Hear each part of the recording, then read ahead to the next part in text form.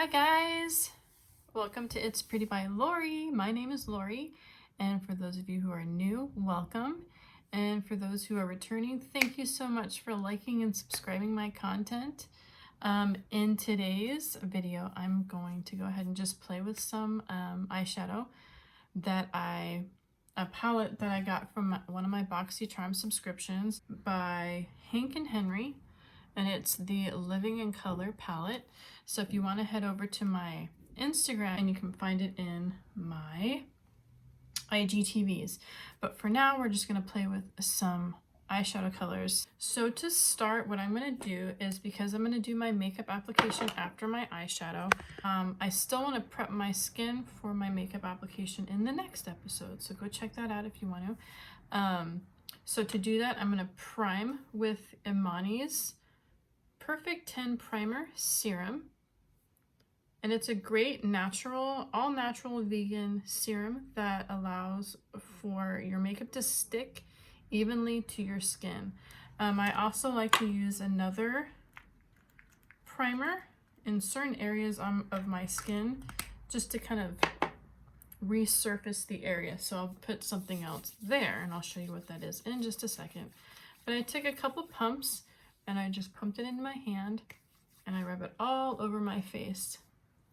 Sometimes I'll use this in lieu of my moisturizer if I'm running late or I've just, I don't have time to do skincare, because sometimes if you do your moisturizer and then you apply makeup straight afterwards, it doesn't stay. It kind of like drips off or falls off. So this is a great substitution to your. And then the other product that I like to use to prime is from Urban Decay. It is called Optical Illusion, and it is just a complexion primer. It smooths out the whole look, and I like to put this kind of where there's more texture, which I have more texture around my temple area and on my chin and kind of over my nose. So you don't need that much of it, so it's great. It's good that I have a little sample of it, because a little does go a long way. So just one pump is perfect. And I'll put that right through there, right through there, down the nose, around the nostril area, and on my chin. So you can see it kind of also reduced some of that shine, which is nice. Okay, the next product I'm going to use is going to be basically for my eyeshadow. It's an eyeshadow primer. It's also from Urban Decay, and it is called the Eyeshadow Primer Potion in the Anti-Aging Formula, which is also vegan. And I'm over the age of 35, so why not use all the anti-aging products I can possibly use? So what I do is I squeeze the product out of the tube and then I wipe it away, and then I apply it to my hand, and then I use my finger to apply. This reduces any contamination of the product in the tube, and it allows for you to kind of mix the product up on the back of your hand and apply. I'm trying to get in a better habit of using my ring finger to apply anything around my eyes as far as skincare is concerned, or primers or whatever, because your ring finger is a lot weaker, so it's not causing as much friction. The more friction on your under eye, the more wrinkles, so be gentle with them. The next step, what I like to do, and this is general throughout all of my eyeshadow applications, is I use a eyeshadow setting powder. So it doesn't have to be a designated setting powder for your eyeshadow, but it just needs to be a product that is like a translucent powder or kind of a creamy color that you can use on your lid. And so what I'm going to do is use this color, or this product. So what I'm going to do is use this product from e.l.f. It's their high definition powder, and it's in the soft luminance, so it's very close to my skin tone, and it really just, all it's doing is kind of filling in any of the cracks and the crevices on your your lid, so when you go to apply your eyeshadow, you have an even space to blend. And so to back up a little bit, the reason why I do this process for my eyeshadows as far as the primer is concerned and then the setting powder is so that my eyeshadow look lasts all day long versus lasting half the day. And so you just use any brush. Sometimes I'll use this kind of condensed foundation brush. Sometimes I'll use a brush that's a little bit fuller, that, you know, whatever helps to get the product onto the surface. I also have like a drawer of eyeshadow or makeup. I also have a drawer of makeup brushes that are clean. So here's the clean brushes, and then there's another drawer. And then I have this. This is my bucket of dirty brushes. So I don't put the two together because you don't ever want to use dirty brushes in your makeup application because it's just not good for your skin. It's not good for your hygiene. And if you have multiple brushes, you might as well use a clean one. And I'll show you in a second how you can clean your brushes instantly and then go ahead and apply your makeup application. But before we do that, what I like to do with my eyelids, because they're hooded, I like to create a new crease with my eye. So to do that, I'm going to go ahead and use a color that is closest to like kind of the shadows that you see on my nose and on my lid to kind of like contour my lid out. And the product that I like to use to do that is from Wander Beauty, and it's actually from a bronzing blush duo, and that's called Trip for Two. And the color that I'm going to be using to do the contouring on my lid is this color here, which is called Costa Rica. Okay, and it's a nice, it's not matte. It does have a little fleck of glitter to it, but it's not, it doesn't lay down like that. It lays down very matte and nice and natural. So the brush I'm going to use to do that is this brush right here. This is an It Cosmetic brush, and it's the All Over Shadow brush and Smudger brush. So this is a dual-ended brush, and I got it in a kit with I think a few other brushes for about 50 bucks. Thought it was a really great deal and travel size friendly. But this brush is dirty, so we don't, like I said, want to use dirty brushes on our skin.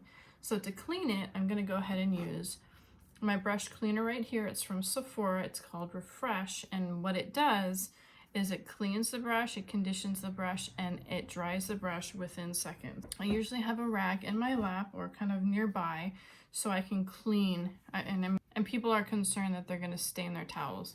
Keep the towels that are stained for your makeup cleaning, or makeup brush cleaning. And so what I'm going to do is, what you do is you take the brush cleaner, you spray the rag. You don't want to spray it directly onto the brush because it gets stuck inside. You take the dirty brush and you swirl it around on the spot that you just cleaned, and now it's as good as new. See? Nice and clean. So what I'm going to do is I'm going to take this side of the brush, and because it's like a fuller bristle, it's going to cover a lot of the area that I want to cover, which is good. I'm going to take the Costa Rica and I'm going to apply. So I just kind of look straight at my compact, or in the mirror, or in the viewfinder, or my whatever, and I just apply it directly above my crease. I start in the middle because I used to start out here and things would get kind of out of hand. So I'm starting in the middle, right by my nose, and I almost follow that shadow as far as I can, creating that contour on my lid. And again, I'm doing this only because I want to recreate another crease. And when I recreate that crease, when I use my actual colors, the fashionable colors that I'm going to be using in a second, it's easier to find my crease that way. So that's why you want to use something that's close to the shadow of your skin, because again, the shadow is just going to create, or the contour is going to create the shadow. So you don't want it to be too far from that look. So there we go again on this side. My eyes are relaxed. They're looking at myself in the mirror. And I'm just, again, going over that crease so you can see the color of the shadow when my eyes are open. See, my eyes are open and you can see the shadow.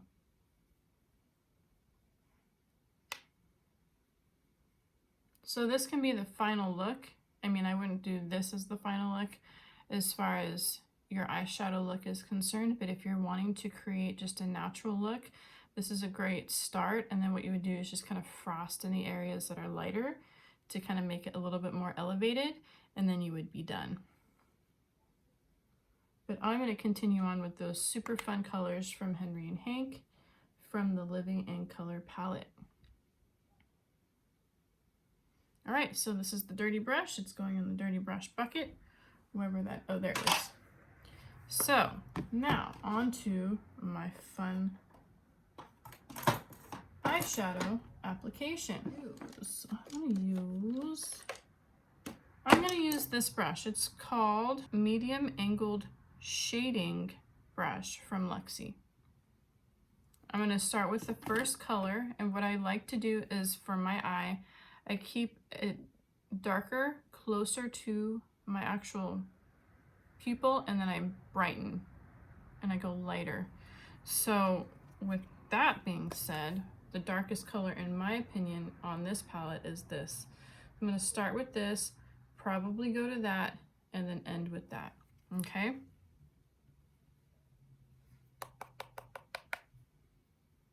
So what I do is I take the brush and I kind of just nestled it in to the area that I want to create most of the concentration, and I wiggle it around on the lid. Once I'm happy with that application, then I'll start to blend it out a little bit more. But you see how I'm using my new crease as my guide. I'm not using this crease because if I open my eyes, you won't see anything. So I'm going to bring that color up to the top of that new crease. Just nestle it into the skin and spin it around.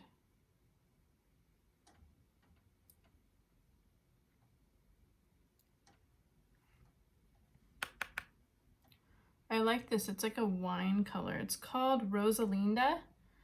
It's nice and kind of like red, like a velvety red grape color. And it's always good when you're using any kind of eyeshadow to tap the brush off before you apply, because if you put too much on, it's easier to apply just a little bit than to start out all over or have to take away.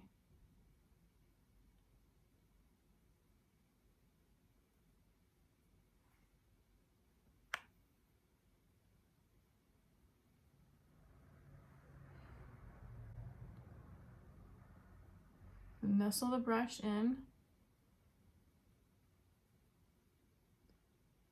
into that spot right there.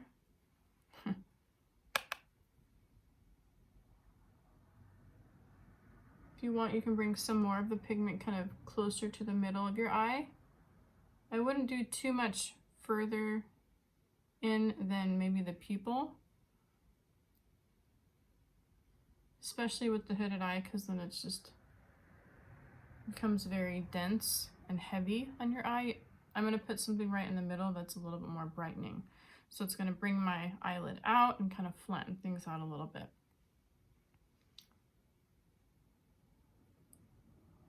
Okay, so the next color I want to dip into is a little bit lighter. It's right through here. It's called Fuchsia. Not really sure what that means. I'm actually cleaning this. I'm going to clean this brush off because I feel like the color itself is a lot lighter than the previous color. So I want to actually, I don't want to blend it quite yet. So I'm going to take the color off of the brush and then apply the next color after. So this color is more glittery. Let's see what happens. I'm applying it kind of outside the last application. So pretty. This is like more of a pink application, or a pink color. I'm watching myself in my phone, which is what I'm recording on. So I'm like, it looks like I'm looking off into the sunset, but that's okay. So you can see how I'm applying the color now outside of the last application, and I'm bringing the color below. I always like to bring some sort of element of the eyeshadow that's on top of the lid below the lid, because I feel like it gives more of a complete look in your makeup application. If I just were to leave it on top, I feel like my lower lid, it just, you know, it wouldn't be a complete look. Now, don't get me wrong, it does look messy, and that's why I've done my eyeshadow like before I've done my makeup application. So what I'll do is you can take a wipe, or you can take a towel, or you can take a makeup brush and just kind of clean up what's going on underneath, and then start your makeup application.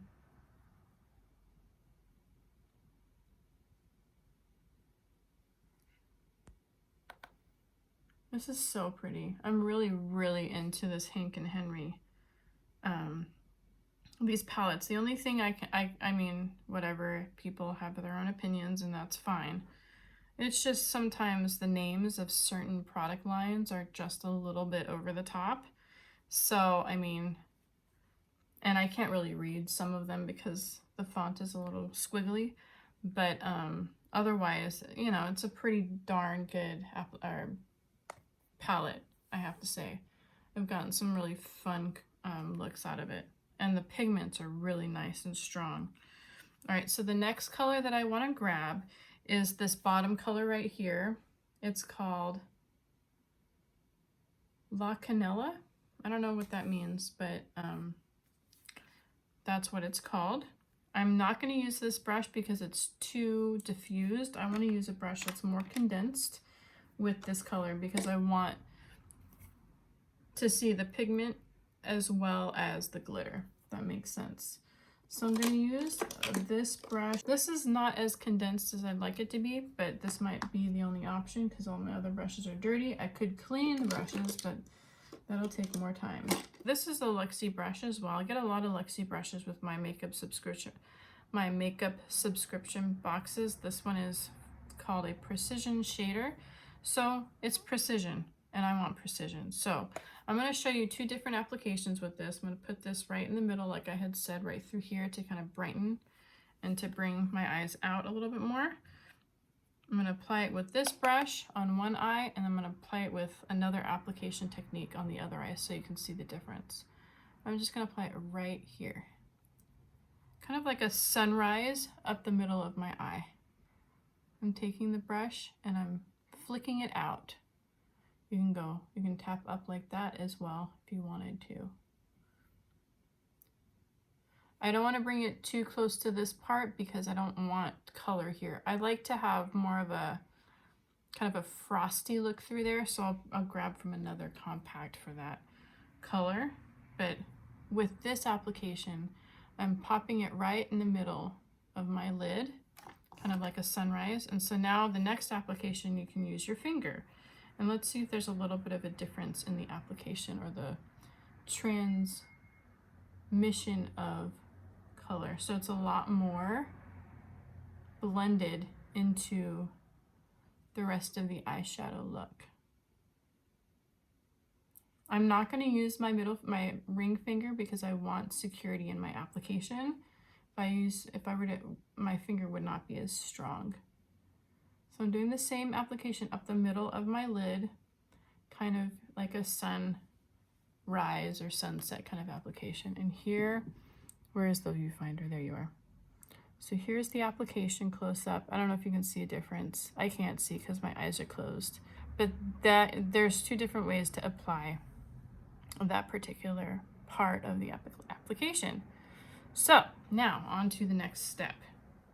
I'm done with my compact. So what I'm going to do is I just want to get a nice frosty application right below my eyebrows and kind of in the waterline. So to do that, I'm going to use my Nightingale palette from Pretty Vulgar. I'm obsessed with it. I haven't really used much of the rest of the compact just because I haven't, but the one product that I really like to use to create that brightness or that highlight is right here. It's called Break Free, and it's the most beautiful result. Let me find a brush again for that step. Here we go. So here's a nice brush. This is from Ofra. It's the Professional Makeup 11 brush, and it's because it's nice and flat. I got more control over the situation using this brush. Then I just kind of tuck that shine right up on my eyebrow. Focus mainly right through here, and then kind of dust the tail end.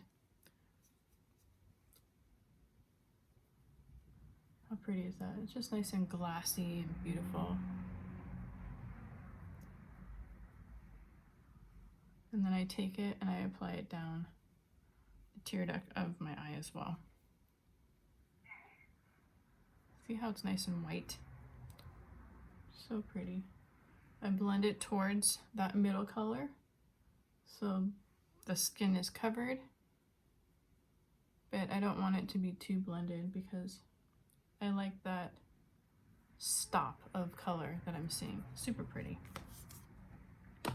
And then I'm going to apply my eyebrows. Okay, so the eyebrow product that I'm using as of late is from Lancome, and it is in the color Chestnut. Their Brow Define pencil, and it's a retractable pencil, which I'm new to. Usually I just use like a regular pencil, but I went to visit Nordstrom, and the girl at the Lancome counter really helped me figure out how to use these pencils because I was so frustrated with how to use them. Like, it's such a small tip, like how do you make it work? And so she helped me understand that you just need to use like short feather-like strokes, and you just use the brush over the strands, and it kind of just picks up the color. Like if I were to take it like that, like the strand of hair picks up the pigment really nicely. And so I start kind of right here on the bushier part of the brow, and that's where my main focus is. And then as you saw on the first brow, I just kind of flick it up. I've got like 7 mirrors in front of me, so I'm like looking at all the different mirrors. I flick up the first part, keeping that front area super natural looking. And then we focus on the back end of the brow at the very end. And what I like to do is I like to actually come above the tail and create like a new, not a new tail, but I don't like to draw what this is because it pulls things down.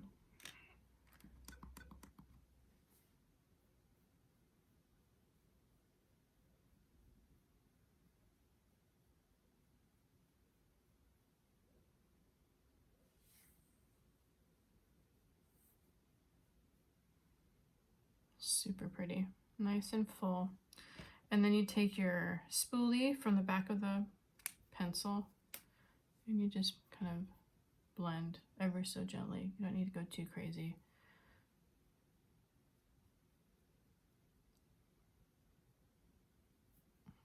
Because you don't want to brush it off.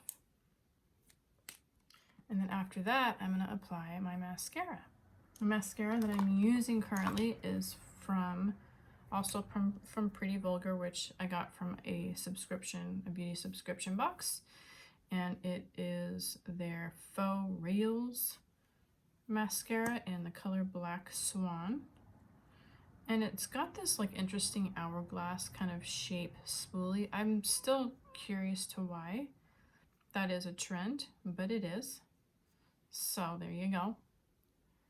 Let me go ahead and apply. Sometimes I use mascara, sometimes I don't. Today I'm not going to. And sometimes I will line my lid to intensify the look of the eyeshadow, but I'm really feeling comfortable in the intensity of this application, so I'm going to leave it where it's at.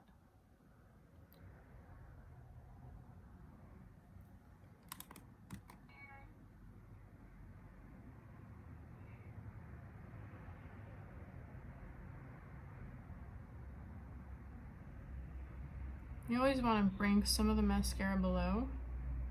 Well, not always. I think if you're not wearing any makeup and you still want to wear some mascara, just put the mascara kind of on the tips of your lashes, but otherwise you want to complete the actual look. So your eyes are made up of an upper lid, a lower lid, an upper lash, and lower lash, and eyebrows. So you want to complete the look with that application.